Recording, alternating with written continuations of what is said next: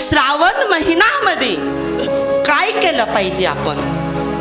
भगवंता म्हणतात, यो देह 11ही महिना तुम्ही आनंदाने फिरा, पण श्रावण महिना मधी तीर्थयात्रा करा, ज्ञानेश्वरी पारायण करा, शिव महापुराण पारायण करा, श्रीमद भागवत पारायण करा, देवी भागवत पारायण करा, नवनाथ पारायण करा, गुरुचरित्र पारायण करा, देवदर्शन करा, गुरुनी दिलेला उपदेश ते मंत्राचा जाप करा, ध्यान धारणा करा आणि रोज सूर्य उगवतापासून तर सूर्य आथमतापर्यंत एक तुपाचं दिवं लावा.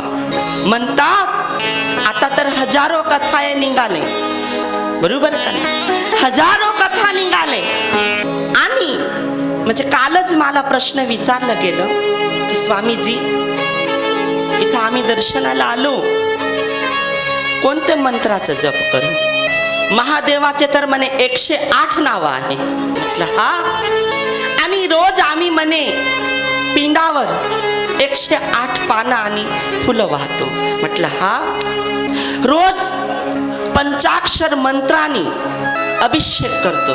म्हटलं हे बी खरं, पण मायबाप मी तुमचा वेळ वाया घालवण्यासाठी नाही आलो इथं, मी फक्त सावध करण्यासाठी आलो की जन्म एकाच वेळेस भेटतं, बार बार भेटत नाही. तुम्ही कितीही देवाचं नामस्मरण करा, पण स्वच्छ हृदयाने करा.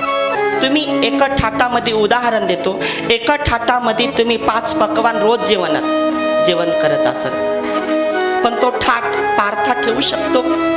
चांगलं जेवण घेण्यासाठी त्याला रोज धुवून घ्यावा लागतं आणि स्वच्छ करावं लागतं, बरोबर का नाही? म्हणून भगवंता म्हणतात की या शरीराला रोज आंघोळ करून, त्रिपुंड लावून आणि चंदनाचा लेप आणि भगवान शिवाच्या चरणामध्ये समर्पित हे देह करा.